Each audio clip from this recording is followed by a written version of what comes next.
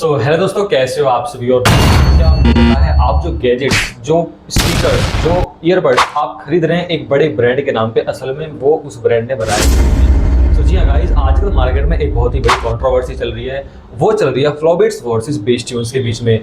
Internet पर लोग इन दोनों नामों को लेकर काफी कंफ्यूज हैं कि कौन सा असली है, कौन सा नकली। बेस ट्यून्स असली है या फिर फ्लोबिट्स, या फ्लोबिट्स नकली है या फिर बेस ट्यून्स पे। अगर आप भी दोनों कंपनियों को लेकर कंफ्यूज हैं, ये वीडियो गाइस आपके लिए है।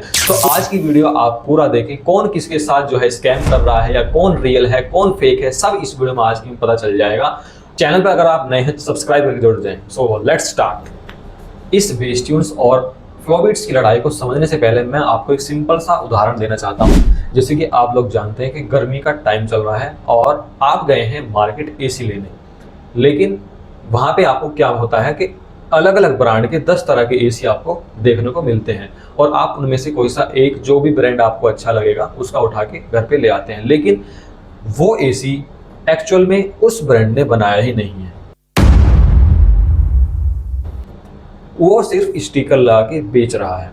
होता क्या है, जो ब्रांड्स होते हैं, जिसका एसी आप लाए हैं, उस तरह के जो ब्रांड्स होते हैं वो जाते हैं एक्चुअल मैन्युफैक्चरर के पास, जो कंपनी मैन्युफैक्चरिंग करती है। और मान लीजिए कि वो है 3, ए, बी और सी, तो ये 3 ब्रांड हैं, ठीक है। ये जाते हैं मैन्युफैक्चरर ब्रांड के पास, वहां पे बोलते हैं कि हमें हजार पीस एसी के बना के दो।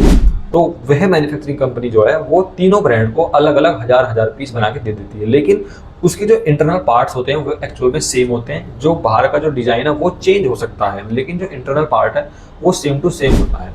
एक ही तरह के एसी को एक ही कंपनी बना रही है बैकग्राउंड में, जिसका हमें पता नहीं है, लेकिन उसको अलग अलग ब्रांड अपने अपने नाम से सेल कर रहे हैं। हम जानते हैं सिर्फ उसे ब्रांड के नाम से, जैसे कि हायर हो गया, जैसे कि एलजी हो गया, जैसे कि लॉयड हो गया, लेकिन बैकग्राउंड में एक ही कंपनी से आ रहे हैं। मैन्युफैक्चर तो एक ही कंपनी है, बस स्टिकर अलग अलग ब्रांड के लग के बेचे जा रहे हैं। ये जो पॉइंट होता है बिजनेस के अंदर, इसको बोलते हैं OEM, ओरिजिनल इक्विपमेंट मैन्युफैक्चरिंग। क्योंकि बैकग्राउंड में एक ही कंपनी है जो प्रोडक्ट बना रही है, लेकिन अब जो ब्रांड्स होते हैं वो अपना स्टिकर लगा के प्रोडक्ट सेल कर रहे हैं, लेकिन एक्चुअल में जो काम कर रहा है वो एक ही ब्रांड है। भाई, अब आते हैं अपने असली मुद्दे पर, जो है फ्लोबिट्स वर्सेस बेस ट्यून्स। यही जो OEM वाला खेल है, यही इन दोनों के बीच भी चल रहा है। भाई, काफी टाइम हो चुका है फ्लोबिट्स को इंडस्ट्री में, लेकिन उससे पहले से बेस ट्यून्स है, इसका मतलब। क्योंकि बेस ट्यून्स के पास टेक्नोलॉजी थी, साउंड की नॉलेज थी, ठीक है, और उनके पास मैन्युफैक्चरिंग स्किल्स थी, उनके पास फैक्ट्री थी, लेकिन उनके पास एक इम्पोर्टेंट चीज़ नहीं थी जो प्रोडक्ट मैन्युफैक्चरिंग में होनी चाहिए। क्योंकि आप प्रोडक्ट बना रहे हैं तो आपको सेल भी करना है, उससे आपको जो है प्रॉफिट भी चाहिए। वही जो एक पॉइंट है, जो मार्केटिंग है, जिसको मार्केटिंग बोलते हैं, वही बेस ट्यून्स के पास नहीं थी, लेकिन फ्लोबिट्स ने वो डेवलप करी। यहाँ पे सीन वही है, क्योंकि जो बैकग्राउंड में काम कर रही है बेस ट्यून्स, उसके पास पहले मार्केटिंग नहीं थी, उसके पास सब चीज़ थी, टेक्नोलॉजी भी थी, साउंड की इंजीनियरिंग भी थी, ठीक है, लेकिन उनके पास नहीं था सिर्फ और सिर्फ मार्केटिंग। मार्केटिंग थी फ्लोबिट्स के पास, इसीलिए पहले जो प्रोडक्ट आ रहे थे वो फ्लोबिट्स के नाम से आ रहे थे। तो जब फ्लोबिट्स को मार्केटिंग आ रही थी और बेस ट्यून्स को नहीं, तो बेस ट्यून्स और फ्लोबिट्स ने आपस में किया टाई अप, और फ्लोबिट्स ने जो है दमदार प्रोडक्ट्स बनाए और फ्लोबिट्स का स्टिकर लगा के वो बेचे। तो नाम किसका हुआ? फ्लोबिट्स का। अब दिक्कत यहाँ पे ये आ रही है, क्योंकि जो फ्लोबिट्स वाले जो हमारे पाजी हैं, उन्होंने अपनी फैक्ट्री दिखाई, लेकिन वो एक्चुअल में फैक्ट्री है बेस ट्यून्स की। तो जब पहले कंपनी आपस में काम कर रही थी, तो उन्होंने आपस में जो है शेयर दे दिया फैक्ट्री का भी, तो इसलिए उन्होंने वहाँ पे जाके दिखाया कि ये है मेरी फैक्ट्री। अब हमारे अंदर वही जो है क्वेश्चन मार्क आ रहा है, ये तो फैक्ट्री फ्लोबिट्स की है, तो यहाँ पे बेस ट्यून्स के जैसे। लेकिन एक दिन क्या होता है, बेस ट्यून्स के मालिक जो हैं उनका दिमाग घूमता है, उन्हें लगता है कि भाई प्रोडक्ट एक्चुअल में मैं बना रहा हूँ, इंजीनियरिंग हमारी है, और जो है साउंड भी हमारा है, लेकिन उसका फायदा हो रहा है फ्लोबिट्स को। तो यहीं से होता है जन्म एक नए ब्रांड का, जो कि बहुत पुराना है लेकिन हमारे लिए नया है, जो कि है बेस ट्यून्स। तो उन्होंने फ्लोबिट्स को अपनी पार्टनरशिप से कर दिया है साइड, और अब खुद का एक ब्रांड बना रहे हैं, जो कि है बेस ट्यून्स।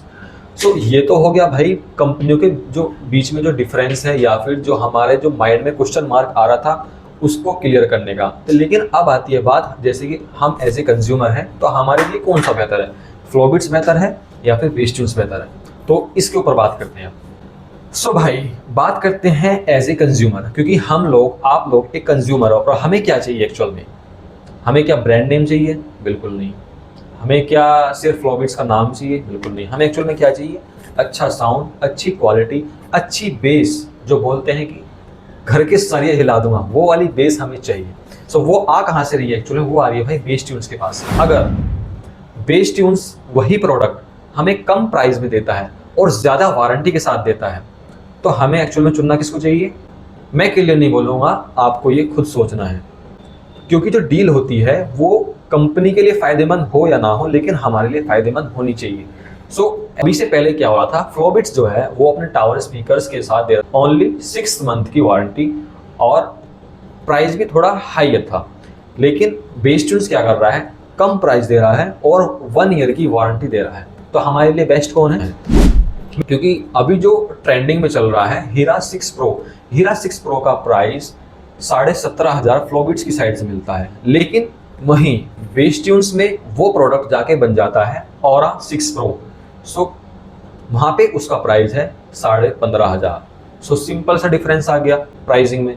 सो लेकिन क्वालिटी वही मिल रही है, ठीक है, साउंड क्वालिटी वही है, बिल्ड क्वालिटी वही है और साउंड सिग्नेचर वही है, लेकिन सिर्फ क्या हुआ, बेस ट्यून्स कंपनी का नाम चेंज हो गया। तो एक कंपनी के नाम के लिए हम इतना पे आउट तो नहीं देंगे अभी।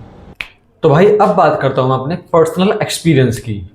तो अभी कुछ दिन पहले मैंने फ्लोबिट से बात की और हीरा 2 प्रो के स्पेसिफिकेशंस के लिए जो है पूछा कि मुझे स्पेसिफिकेशंस चाहिए हीरा 2 प्रो के लिए यूट्यूब वीडियो बनानी है, लेकिन उनका जवाब आता है कि हमारे पास हीरा 2 प्रो नहीं है, आउट ऑफ स्टॉक है। तो सिंपल सी बात यह है कि बेस ट्यून से प्रोडक्शन कर दी है बंद। सो मैंने उनसे मांगी स्पेसिफिकेशंस, लेकिन वो मुझे स्पेसिफिकेशंस प्रोवाइड नहीं करा पाए। और भाई मैंने बेस ट्यून्स के जो ऑनर हैं उनसे बात किया, उनसे पूछा कि भाई मुझे एक स्पेसिफिकेशन लिस्ट चाहिए ऑरा 2 प्रो की, मुझे यूट्यूब वीडियो बनानी है। तो उन्होंने सिंपल सी मुझे एक लिस्ट प्रोवाइड करा दी कि आप वीडियो बना सकते हो। तो सिंपल सी बात यही है कि अभी जो है फ्लोबिट्स के पास इनका प्रोडक्शन खत्म हो चुका है। अब बात आती है कि फ्लोबिट्स हीरा 7 प्रो कहाँ से लॉन्च कर रहा है। तो भाई एक कंपनी जो ब्रांड होता है वो सिर्फ एक ही मैन्युफैक्चरर से कांटेक्ट नहीं रखता, उसके मल्टीपल कॉन्टैक्ट्स होते हैं। तो है फ्लोबिट्स भी अभी मार्केट में, लेकिन अब जो प्रोडक्ट पहले फ्लोबिट्स के नाम से आ रहे थे, जो टॉप के प्रोडक्ट जो हीरा सीरीज आ रही थी, उसने अब जो है मार्केट से जाएगी नहीं, लेकिन उसका मैन्युफैक्चर अलग हो जाएगा, बेस ट्यून्स अलग हो जाएगा।